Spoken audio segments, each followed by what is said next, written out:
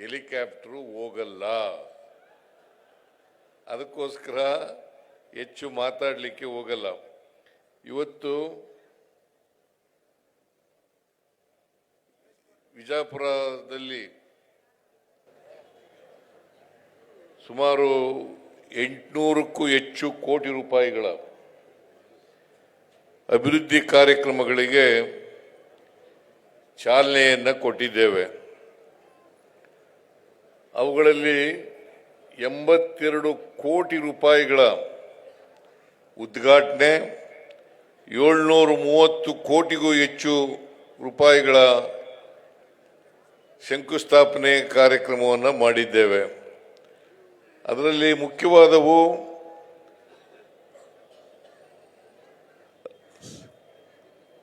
ರಾಣಿ ಚೆನ್ನಮ್ಮ ಅವರ ಪ್ರತಿಮೆಯನ್ನು ಲೋಕಾರ್ಪಣೆ ಮಾಡಿರ್ತಕ್ಕಂಥದ್ದು. ಶ್ರೀ ರಾಮಲಿಂಗಾರೆಡ್ಡಿಯವರು ಈಗಾಗಲೇ ಒಪ್ಪಿಗೆ ಕೊಟ್ಟು ಅದಕ್ಕೆ ನಾಮಕರಣ ಕೂಡ ಮಾಡಿದ್ದೇವೆ. ಬಸ್ ಸ್ಟ್ಯಾಂಡಿಗೆ ಏನಂತ ನಾಮಕರಣ ಮಾಡಿದ್ದೀವಿ ಅಂತಂದ್ರೆ ಕಿತ್ತೂರು ರಾಣಿ ಚೆನ್ನಮ್ಮ ಬಸ್ ಸ್ಟ್ಯಾಂಡ್ ಅಂತೇಳಿ ನಾಮಕರಣವನ್ನು ಮಾಡಿದ್ದೇವೆ. ಈಗಾಗಲೇ ಕಿತ್ತೂರು ರಾಣಿ ಚೆನ್ನಮ್ಮನವ್ರ ಬಗ್ಗೆ ಮಾತನಾಡಿದ್ದಾರೆ. ನಾನು ಹೆಚ್ಚು ಮಾತನಾಡಲಿಕ್ಕೆ ಹೋಗಲ್ಲ. ಕಿತ್ತೂರು ರಾಣಿ ಚೆನ್ನಮ್ಮನವರು ಸಿಪಾಯಿ ದಂಗೆ 1857ರಲ್ಲಿ ನಡೀತು.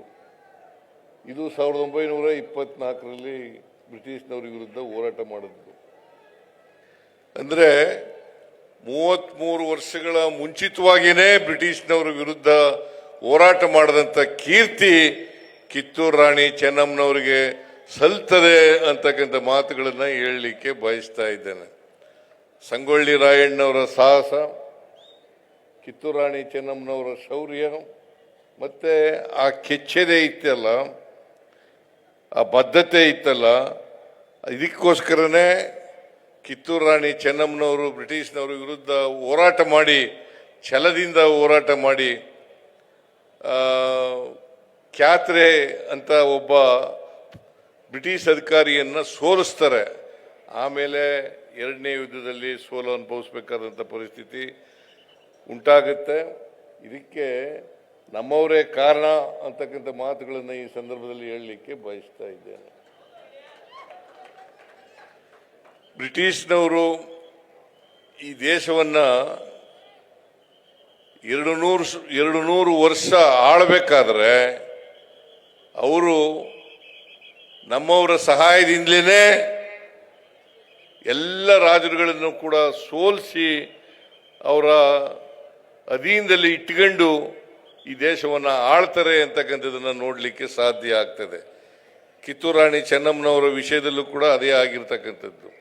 ಅಂತ ಒಬ್ಬ ವೀರ ಮಹಿಳೆಯ ಪ್ರತಿಮೆಯನ್ನು ಇವತ್ತು ಅನಾವರಣ ಮಾಡಿರ್ತಕ್ಕಂಥದ್ದು ಬಿಜಾಪುರದಲ್ಲಿ ಬಹಳ ಸಂತೋಷದ ವಿಚಾರ ಅಂತಕ್ಕಂಥ ಮಾತುಗಳನ್ನು ಹೇಳಿ ನಾನು ಅದನ್ನು ಅತ್ಯಂತ ಸಂತೋಷದಿಂದ ಲೋಕಾರ್ಪಣೆ ಮಾಡಿದ್ದೇನೆ ಅಂತಕ್ಕಂಥ ಮಾತುಗಳನ್ನು ಹೇಳಲಿಕ್ಕೆ ಬಯಸ್ತಾ ಇದ್ದೇನೆ. ಆಮೇಲೆ ವೆಲೋಡ್ರೋಮ್ ಇಲ್ಲಿ ಬಿಜಾಪುರ ಮತ್ತು ಬಾಗಲಕೋಟೆ ಈ ಭಾಗದಲ್ಲಿ ಸೈಕ್ಲಿಸ್ಟ್ಗಳು ಜಾಸ್ತಿ. ನನಗೆ ನಾನು ಹಿಂದೆ ಮುಖ್ಯಮಂತ್ರಿ ಆಗಿರುವಾಗ ಬಿಜಾಪುರದಲ್ಲಿ ಒಂದು ವೆಲಾಡ್ರೋಮನ್ನು ಮಾಡಬೇಕು ಅಂತಕ್ಕಂಥ ಮಾತುಗಳನ್ನು ಹೇಳಿದಾಗ ನಾನು ಅದಕ್ಕೆ ಒಪ್ಪಿ ಇಲ್ಲಿ ಇಡೀ ರಾಜ್ಯದಲ್ಲೇ ದಕ್ಷಿಣ ಭಾರತದಲ್ಲೇ ಇದು ಮೊದಲನೇ ವೆಲಾಡ್ರೋಮ್ ಅಂತಕ್ಕಂಥ ಮಾತುಗಳನ್ನು ಹೇಳಲಿಕ್ಕೆ ಬಯಸ್ತಾ ಇದ್ದೇನೆ. ಈ ಭಾಗದ ಸೈಕ್ಲಿಸ್ಟ್ಗಳಿಗೆ ಅನುಕೂಲ ಮಾಡಿಕೊಡಬೇಕು ಅಂತಕ್ಕಂಥ ಮಾತುಗಳನ್ನು ನಾನು ಈ ಸಂದರ್ಭದಲ್ಲಿ ಹೇಳಲಿಕ್ಕೆ ಬಯಸ್ತಾ ಇದ್ದೇನೆ. ಇನ್ನೊಂದು ಬಹಳ ಮುಖ್ಯವಾದಂಥ ವಿಚಾರ, ಬಿಜಾಪುರದಲ್ಲಿ ಮೆಡಿಕಲ್ ಕಾಲೇಜ್ ಆಗಬೇಕು ಅಂತಕ್ಕಂಥದ್ದು. ಹಿಂದೆ ಬಿಜೆಪಿ ಸರ್ಕಾರ ಬಿಜೆಪಿ ಸರ್ಕಾರ PPP ಮಾದರಿನಲ್ಲಿ ಮಾಡಬೇಕು ಅಂತ ಹೇಳಿ ಮಾಡಿತ್ತು. ಆದರೆ ನೀವು ಹೋರಾಟ ಎಲ್ಲ ಮಾಡಿದ್ದೀರಿ. ನನಗೆ MB ಪಾಟೀಲ್ರು ಮತ್ತು ಶಿವಾನಂದ ಪಾಟೀಲ್ರು ಇಬ್ಬರು ಕೂಡ ಮನವಿ ಮಾಡಿದರು, ಇದನ್ನ ಗೌರ್ಮೆಂಟ್ ಕಾಲೇಜ್ ಆಗಿ ಮಾಡಬೇಕು ಅಂತಕ್ಕಂಥ ಮಾತುಗಳನ್ನು ಹೇಳಿದ್ರು. ನಾನು ಮುಂದಿನ ದಿನಗಳಲ್ಲಿ ಗೌರ್ಮೆಂಟ್ ಇಂದಲೇನೆ ಮೆಡಿಕಲ್ ಕಾಲೇಜನ್ನ ಮಾಡ್ತೇವೆ, ನೀವ್ಯಾರು ಕೂಡ ಅದಕ್ಕೋಸ್ಕರ ಹೋರಾಟ ಮಾಡಬೇಕಾದಂತ ಅಗತ್ಯ ಇಲ್ಲ ಅಂತಕ್ಕಂಥ ಮಾತುಗಳನ್ನ ಹೇಳಲಿಕ್ಕೆ ಬಯಸ್ತಾ ಇದ್ದೇನೆ. ನಮ್ಮ ಸರ್ಕಾರ, ನಾನು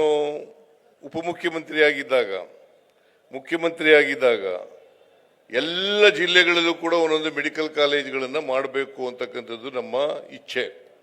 ಎಲ್ಲ ಜಿಲ್ಲೆಗಳಲ್ಲೂ ಕೂಡ ಮೆಡಿಕಲ್ ಕಾಲೇಜು. ಇವತ್ತಿನವರೆಗೆ 71 ಮೆಡಿಕಲ್ ಕಾಲೇಜುಗಳಿದ್ದಾವೆ ಕರ್ನಾಟಕದಲ್ಲಿ. 71 ಮೆಡಿಕಲ್ ಕಾಲೇಜುಗಳಿದ್ದಾವೆ. ಅದರಲ್ಲಿ 22 ಮೆಡಿಕಲ್ ಕಾಲೇಜುಗಳು ಸರ್ಕಾರಿ ಕಾಲೇಜುಗಳು. 22 ಮೆಡಿಕಲ್ ಕಾಲೇಜುಗಳು ಸರ್ಕಾರಿ ಮೆಡಿಕಲ್ ಕಾಲೇಜುಗಳು. ಉಳಿದ ಕಡೆನೂ, ಉಳಿದ ಜಿಲ್ಲೆಗಳಲ್ಲೂ ಕೂಡ ಯಾವ ಜಿಲ್ಲೆಯಲ್ಲಿ ಇಲ್ಲ ಆ ಜಿಲ್ಲೆಗಳಲ್ಲೂ ಕೂಡ ಸರ್ಕಾರಿ ಮೆಡಿಕಲ್ ಕಾಲೇಜನ್ನು ಮಾಡ್ತೇವೆ. ಜೊತೆಗೆ ಟ್ರಾಮಾ ಸೆಂಟರ್ಗಳನ್ನು ಕೂಡ ಮಾಡ್ತೇವೆ. ಜೊತೆಗೆ ಸೂಪರ್ ಸ್ಪೆಷಾಲಿಟಿ ಆಸ್ಪತ್ರೆನೂ ಕೂಡ ಮಾಡ್ತೇವೆ ಅಂತಕ್ಕಂಥ ಮಾತುಗಳನ್ನು ಹೇಳಲಿಕ್ಕೆ